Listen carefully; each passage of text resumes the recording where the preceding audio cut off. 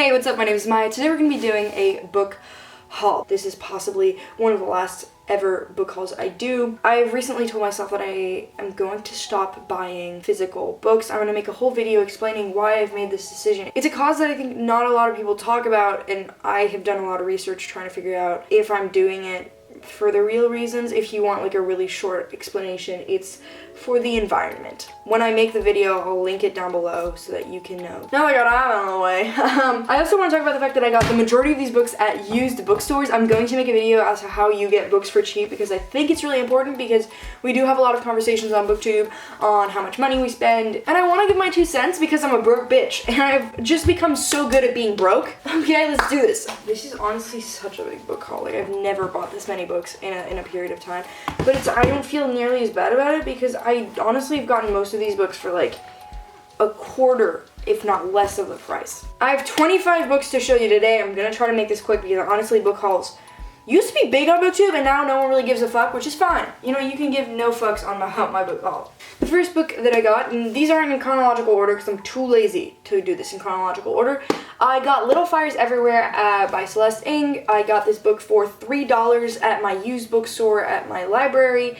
Honestly, used bookstores are a godsend. I don't know exactly what this book is about, but I picked it up after I finished Educated by Tara Westover because I knew that they were kind of a little bit similar, and honestly everyone and their mom has been talking about this book, so I mean, if it's $3, I'll pick it up. Speaking of Educated, I also bought Educated this summer. Again, this was a summer reading novel, so I kind of had to buy the book so that I could do well in class.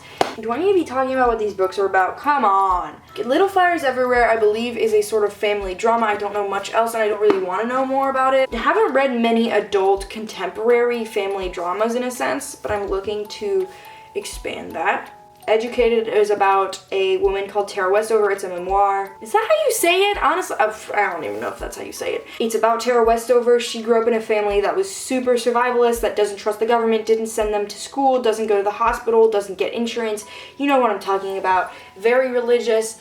And it's about her story as she decides to break away from her family and get educated and go to school and learn about who she really is. It's an interesting read. I gave it 3 stars. If you want more information, go to my July wrap-up. Another book that I think is a family drama. Honestly, I picked this book up super on a whim because it was for $2. Hi, I just wanted to clear up that I actually got this book for free because I was confused as to why I even picked it up in the first place, because it's kind of a weird book and it's not something I would usually pick up, but since it was free, I got it for all the reasons that I'm about to tell you.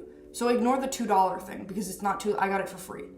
And honestly, if it's a hardcover book and I kind of am interested in the synopsis, I'll get it. This is about 5 entirely different adults that are living their life and are different points in their life, different points in their career, in totally different industries. So one person's a TV show producer, one person is a big editor in a newspaper company, another person is a doctor getting closer to the vaccine of malaria, another person is a gene editor, and another person is in prison. And all we get from the synopsis is that their lives intertwine into a funny, interesting story.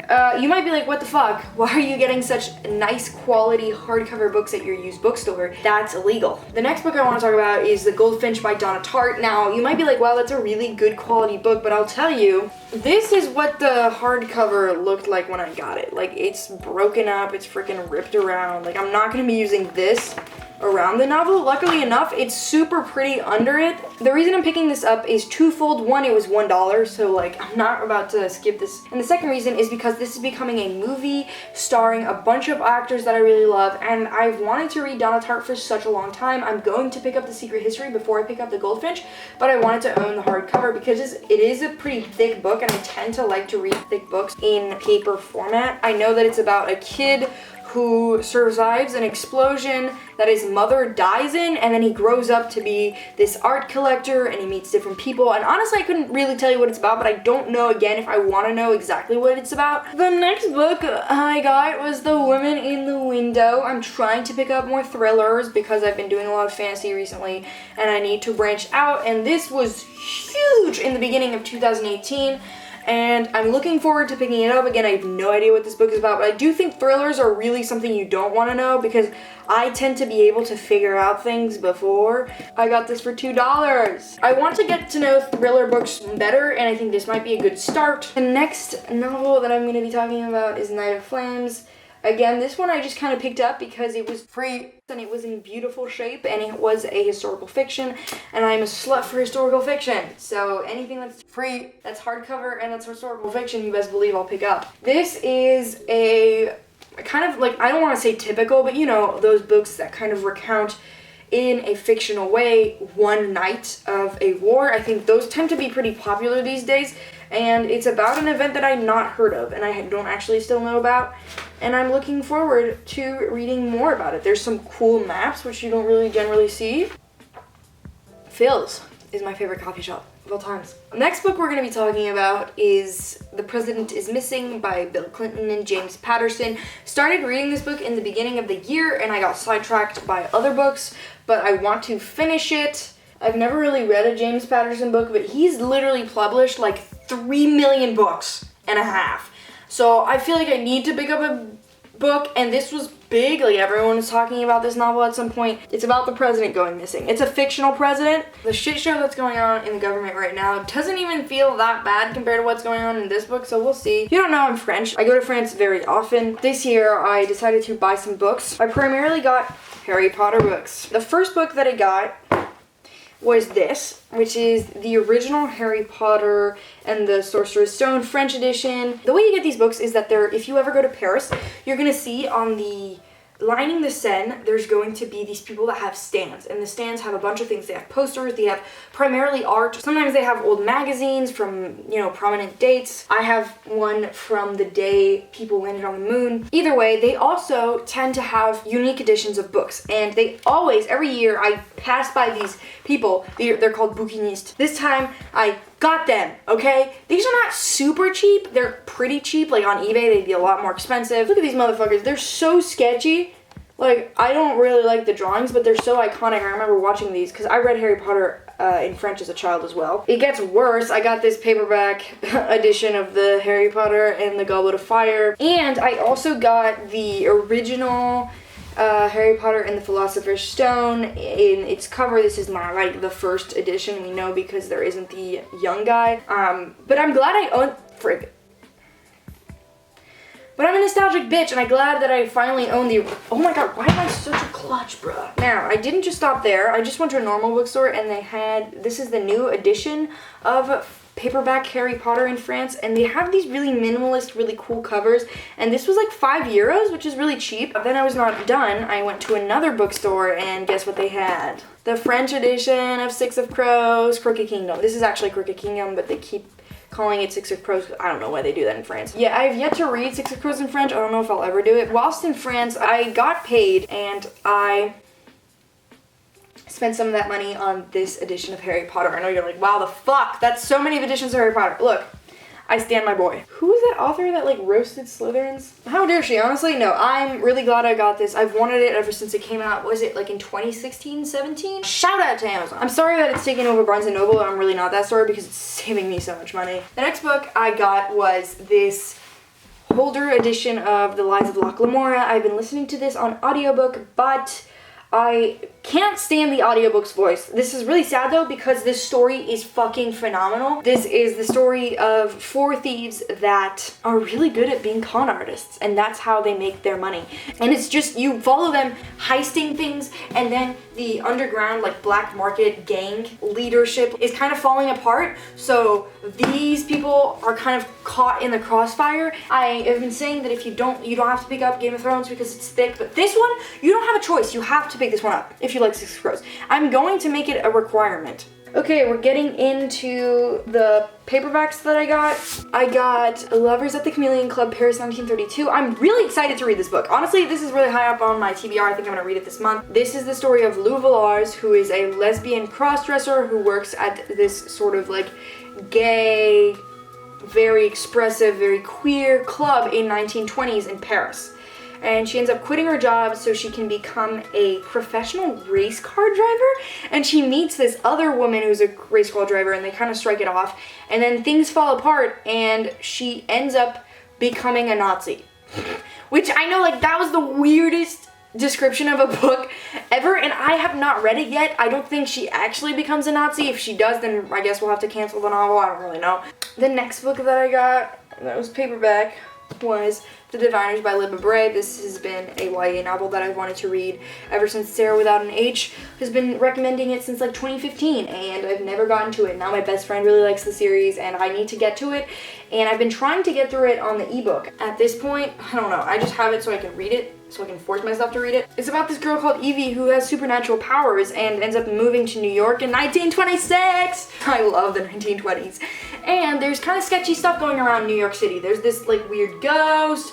She can unravel all these secrets, and it's about a band of kids, as per usual, figuring out what the fuck is going on.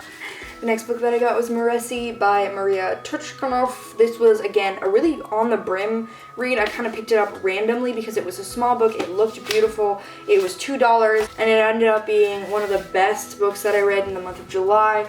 I absolutely fucking love this novel. If you don't know what it's about, then I talk about it in my July wrap-up. You should watch it. But it's a really cool fantasy novel that follows a group of women that create their own society on an island, and they're self-sufficient, and then dark things start happening on the island, and you follow a 13-year-old who kind of has a very naive voice, but it's such a cool book, and the world building is beautiful, and I feel like I'm reading Harry Potter, but also it's just so pretty, and Next book is The Mockingjay. I know you might be surprised. I obviously read the series way back in 2012, but I never purchased it. Now that there's gonna be a new book next year, I decided to bite the bullet and get this at the used bookstore. It was $1. I now have a completed Hunger Games set. Next book, this is what you generally get at used bookstores. It kind of looks, this one looks off because it was off. It was like bent weird. Look at this side, it looks weird. I talked about this in my video recommending books based off your zodiac sign. This is The Disreputable History of Frankie Lauder Banks.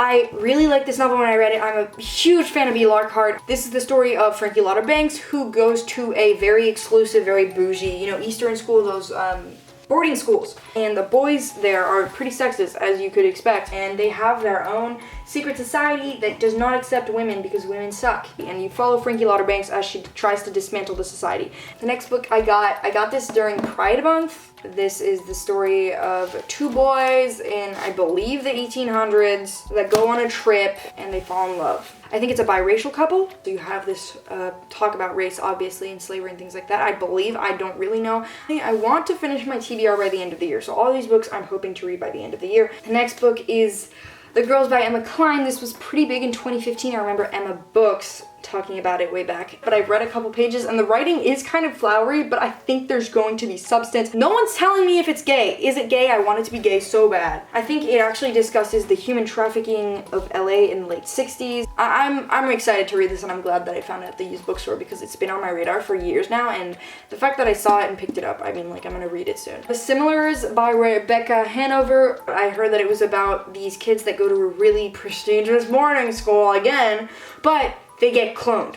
And so there's two of them. There's two really fucking smart people, and it's a discussion about how do you stand out when you have a clone that's just as good as you. And I think this might be something I relate to in the weirdest ways possible, but I've said this before, but I go to a really competitive school and we have this sort of very similar environment. I think I might relate. Finally, All the Crooked Saints by Maggie Stiefvater. I'm the biggest fan of Maggie Stiefvater's Raven Cycle series, and I have not read anything else except for Shiver, and I did not like Shiver, so I want to see if she holds up with any of her other series. This is like her most recent book, I believe, and I want to see if her writing just holds up, because one of the things that really draws me to Maggie Stiefvater's literature and to her Raven Cycle books are her writing, so I'm wondering if this still will hold up, and so I'm going to read it.